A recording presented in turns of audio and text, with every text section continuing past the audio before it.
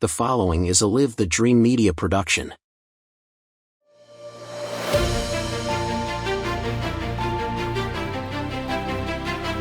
Hello and welcome to the Faith Family Schools podcast with your host, Christopher DeSimone. Hello, everyone. My name is Christopher DeSimone, and welcome to America's Road Back, Faith, Family, and Schools. This is a podcast that we're going to get out there to the rest of you good people and talk about how America's way back. Because some of you are sitting there going, my gosh, what happened to my country? Well, it's has slowly been disappearing for 50, 60 years, and we're going to talk about the hard work that has to get done to bring it back, to get America on the road back to where you want it to be and where you remember it was. So we're going to start off with my good friend Joe Higgins. Good morning, Joe. Good morning. And Joe and I used to do a radio show in Tucson, a morning drive show that we started basically, let's say, 5 months after Barack Obama won the 2008 elections. Right. It was a play-by-play for 8 years of that Pandora's box of what was coming after us. And we were cockeyed optimists. We're going to change it. We played local. Right. Heavy. We played heavily locally. Did some state stuff, but really focused on local. But think about it, right? We used to talk about our show theme. We used to have Revolution by the Beatles, Changes David Bowie, all of those different things. We're like, we're going to change it. Joe, what was the moment that we said, we started thinking maybe politics, it starts with 2012 for me, but... Yeah. Is that the year that we kind of started figuring Is that when we out? put the Monty Python's theme song? Right. Right. We went to, instead of David Bowie Changes, we went to Look on the Bright Side of Life. Right, if you know that movie reference. We tried so many things. We tried raising money. We tried running candidates. We tried, think tanks. We tried legal aspects. That's true. We tried all kinds of different things. And I was a big believer in the market. And I kept thinking, well, the market will figure it out, right? So Tucson will react, our market, our Tucson area. The local school district, which is just, hemorrhaging students and poor results, they'll figure it out because the market will respond. Sure. And the market never did. And if you look further out now today, look at Portland, look at San Francisco. How bad does it have to get before the voters wake up or the people running this place look at your community locally and say, let's do something different? So for me, it was probably around 2012 after the Romney election that I started to get a little bit more like maybe it's just ridicule and comedy and humor to get people to look at it. We also saw it in our local elections also, not just in the presidential election. We saw that people were literally okay with bad crime, bad roads, bad parks, and then in the last few years with all this federal money that's flowed out there, it's kind of all these municipalities, it's delayed the market reaction to that, I think, a little bit, right? Oh, we got enough money, we're paying our budgets and that kind of thing. But did you, let's take Portland and San Francisco recently. Did you ever think it would get that bad to the point where voters are not making a move and changing? Or I wouldn't think Tucson would get that bad. Yeah. We're in Tucson, Arizona, by the way. Right. But what is it like? So the question podcast. is why, and what's it going to take, right? Why? Is it because I'm a D, my dad was a D, and I'm a D, and I believe in D, and D's my religion? Or is it because it hasn't hit me personally enough yet in those cities, our city or Portland or San Francisco? Why and what is it going to take? Right. So we always talk about the level of distraction Yeah. for the average human is massive right now in relation to technology, bad entertainment. Yeah. I mean, they're not even reading bad books. They don't even read books anymore, right? Then, of course, we have our phones. Yep. And we got to, people are walking around like zombies with that. I think it's also a lack of education, right? Ignorance. Yeah. And I'm not saying that to be insulting, but it's the idea that the average person out there, I feel as though we've gone through generationally, has less common sense, less book sense, less awareness. Yeah. They just kind of, and now also, I think after pandemic world, a lot of them said, oh, my work lets me work at home. I don't even have to go outside anymore. My kids don't even have to go outside anymore. And I feel like that insulation's even made it worse. Yeah. Right? But look at let's take it San Francisco. Look at your elites that run the place. There's a lot of money in that community. That's up there with New York as far as real estate values and hoteliers and restaurants, and the Silicon Valley folks are all there. At what point do they just say enough? And at what point do they say, let's we've done a recall. I think they got the DA out of there as one of the Soros DAs, but the new guy or the new person isn't doing anything different. That's the part that I look at today and go, other than, so the theme we're going to talk about in these is faith, family, and religion, faith, family, and schools, right? So you touched on schools and education and how to get people to think differently. But has religion gone away to the point where you're worshiping your political party or that fills the void of belonging or of being a part of something? I'm part of this D thing. Meanwhile, you're losing all your major retailers, your crime is through the roof. I look and I think, what is behind this and what has caused this? And I think you're right with education and being, phones and all the distractions we have. But it's starting to hit people like in San Francisco or many of these communities right in the face, right? It's there's a bum sleeping out front of your house, and this beautiful home you owned is getting encampments in front of it. Back to your question about the market, right? The market responding. Well, I feel like we saw the market respond during the lockdown period, right? All of those people escaping California and various states. Going to Texas and Florida. Yep. Right.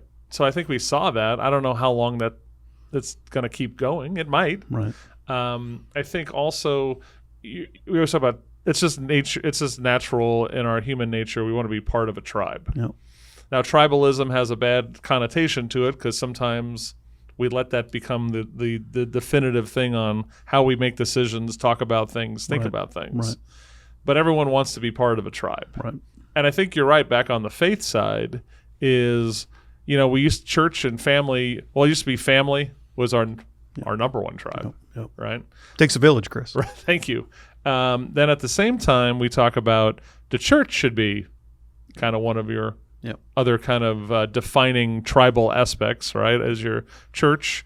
And then it could be your school, right, or other things. But Rotary, your community stuff. Yeah. And Tocqueville talked about it. Right, and your politics. Yeah.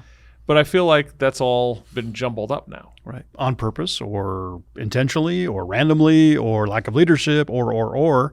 But yeah, no, I think that's what people are worshiping. They're so focused on whatever it is, the correct pronoun or whatever the thing du jour is, the Ukraine or BLM or whatever it is. That is the new religion that's taking over a lot of these blue cities and blue states. And I think there's a vacuum. And that's the conversation I want to have with you. That's the area that I'm focused on my life after doing radio with you and politics and kind of in the trenches and blocking and tackling. It's bigger. It's bigger than that. It's faith, family, and schools. I see people always say, "Why is Hollywood so crappy? Why is schools, colleges, churches?" However you want it, whatever Media, word you want pharma, to put in there. Right, yeah, where do you want to go? Why is it so? And why are there so many bad people serving in Congress or by state legislature or all those? So in the end, it all's going to flow downstream from faith, family, and schools. Yep, totally. And if you're, I'll tell you an anecdotal story. So we'll get into more of my background, but as I'm building through my curriculum and I'm combing through old history textbooks and I'm looking at the questions that are asked. And up until about mid-'90s, all the questions are pretty straightforward. Dates, times, who, About mid-'90s is when I started to see things like how did Christopher Columbus exploit the Indians? Or things that were critical of American history. And that was where the critical race theory and the critical history theory and the critical feminist theory started to squeeze into our lexicon and our K-12. A guy named Howard Zinn wrote a bunch of textbooks that popped up into high school, and then that kept working its way down. And that's now what you're seeing manifest in society, because the 90s, those kids that went through high school in the 90s are your professors and your teachers and your leaders of today. So you started injecting this, well, maybe America's not that great. Maybe, there are some warts, which of course there are. There are warts in every history and every story. Sure. But when you start not appreciating the blessing and the amazing experience we have as a country, then you start tearing things down. Sure. So I think that's, to your point, that's the root of it. Let's start with the family unit, right? Which is kind of everyone's starts in a family unit, or hopefully they do. And look at the disintegration of that since the 60s. Is that kind of the Monahan report was pretty powerful. Explain the Monahan report. He kind of looked at the role of welfare and impacts on the black family, I think is what Monahan talked about. This was 60s, late 60s. Right. And just fast forward that forward. But the role of injecting services, let me give you an anecdotal conversation. I was involved in a Catholic Community Services, which was a social service agency here locally that we did poverty and adoption and healthcare, and it was the active arm of the church. Under the Bush administration, a lot of money flowed through these type of social service church organizations. Lutheran services. You're not going to make me do my 1,000 points of light, Joe, are you? Jewish Family Services. His philosophy was, the government's philosophy at the time, is let's push money through these church-based organizations who have run leaner and meaner. They're mission-focused. Let's supplement them to raise the poverty issues or give into the community. And when Obama came into office, I watched that completely reverse. And it turned more to let's build government programs and staff it with bureaucratic folks from the government side to do the same work. I don't know, because I could argue that the 1,000 points of light made those nonprofit charity organizations start becoming like another government bureaucracy. Mm-hmm. They stopped running leader and meter. I see it in the Catholic world. Yep. Free cheese. All the time. Right, here's your free cheese. So let's go back to on the family side, right? So and also another book I recommend people read is called The Vision of the Anointed by Thomas Sowell, who's an economist from the Hoover Institute at Stanford, and he talks about this the Great Society and how it basically had made more poor people than ever alleviating the miseries of poverty. So we have sexual revolution, birth control, Roe v. Wade, Vatican II. Right? Great Society, right? What is that? All within 6 years of each other? Yeah. Turbulent 60s. Right? That's your breakdown of the family unit. Yep. Right? There's no stigma for having sex outside of the marriage. Mm-hmm. Right? There is birth control now on demand. Mm-hmm. The Supreme Court said abortion on demand is cool. Yep. Right? And at the same time, it was the idea that, Mom, you may not need that dad. It's okay. Yep. Right? And we got dads, all these dads that were horrible. Dr. Laura would call them sperm donors. Yep. They're a huge part of this problem also. But that's culturally, right? We're going to go back to downstream from faith, family, and schools. Right. Right. And you talk about unwed births out of wedlock and the role of not having a father in a household and what that starts doing to society over time. And, to your point, we're 50 years in on this experiment that happened. And meanwhile, you had a baby boom come through and you had a unipolar world. So America stepped into the role of leader of the world. Lots of money sloshing around, fiat money. So where are we? I just want to do an overview here, and then we'll start. So let's talk about faith. Same time period. Yeah. Is it the same? Is it that late 60s, early 70s through now, where we started to see the church not play as big of a role as it used to? So, man, we did the show for a long time, and I would comb through data, and I would eventually started to have these themes, and faith is one of them, and schools are another, and families are another. And I created 12 arguments why America's on the wrong track. Then I went out and started looking at history, and started looking at the cycle of history. And there's 4 or 5 major historians. The most recent one is Neil Howe with Fourth Turning, that talk about this cycle of history. And it's usually about once every 80 years. And if you just think about it, Tytler's another one, and there's a couple others.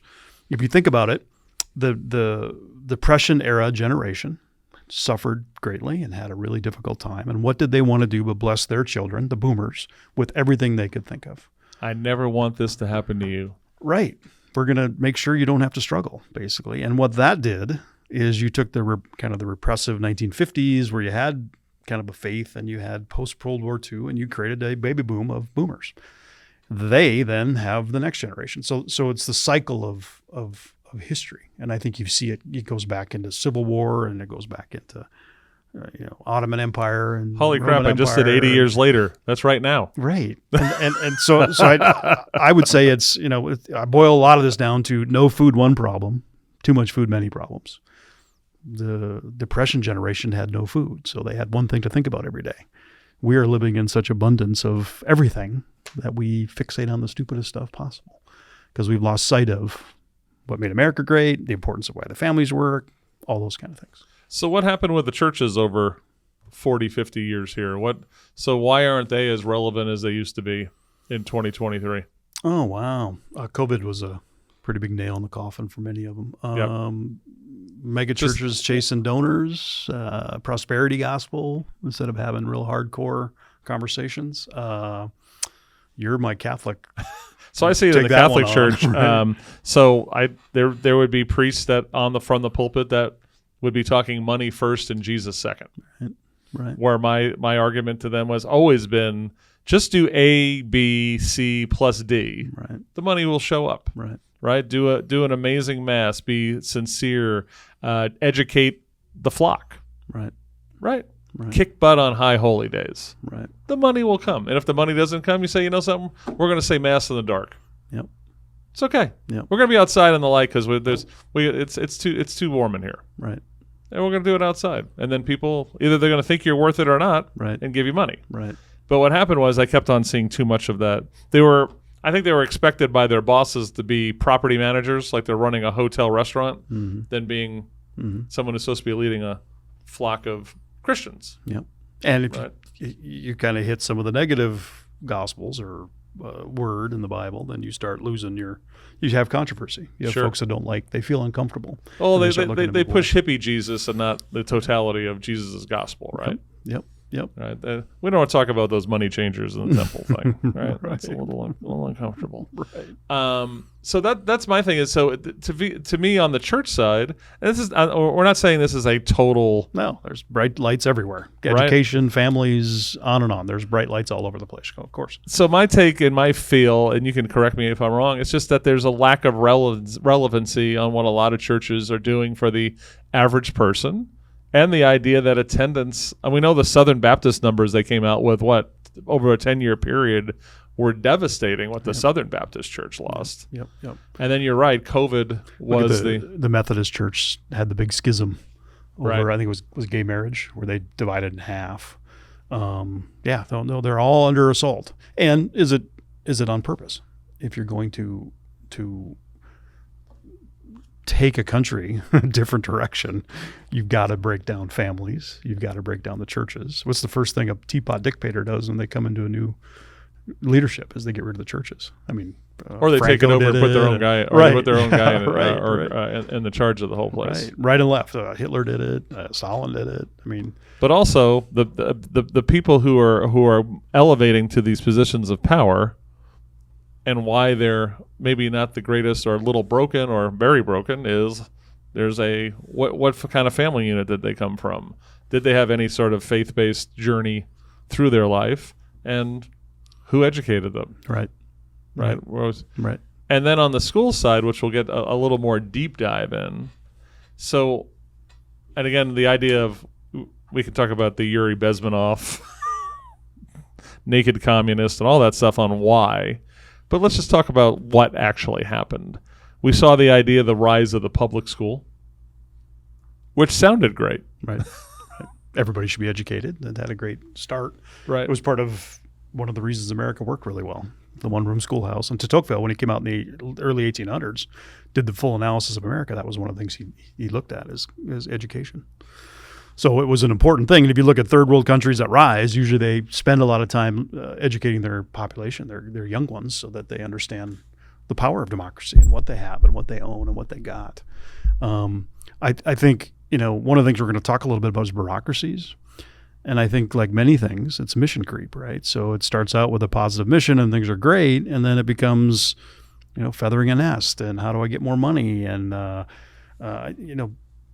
schools have creeped into a lot of things that's not part of their mission. And when I was running schools, I was always very careful about that. It's like, why are we here? And there's always need. There's going to be a need to so that was the question of everything. So we talk about common elements in the breakdown of faith, family, and schools. Mm-hmm. So bureaucracy, right? Mm-hmm. The growth of the bureaucracy, the need to feed the bureaucracy with more money and resources.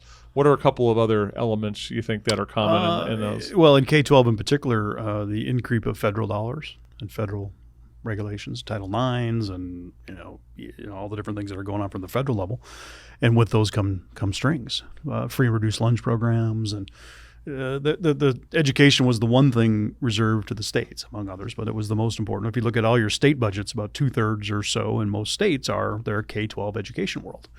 And as the feds kind of move into this world, or you come up with a standardized system, whether it be a curriculum like Common Core or whatnot, those are kind of golden handcuffs. Like, here's some money, but you got to do X.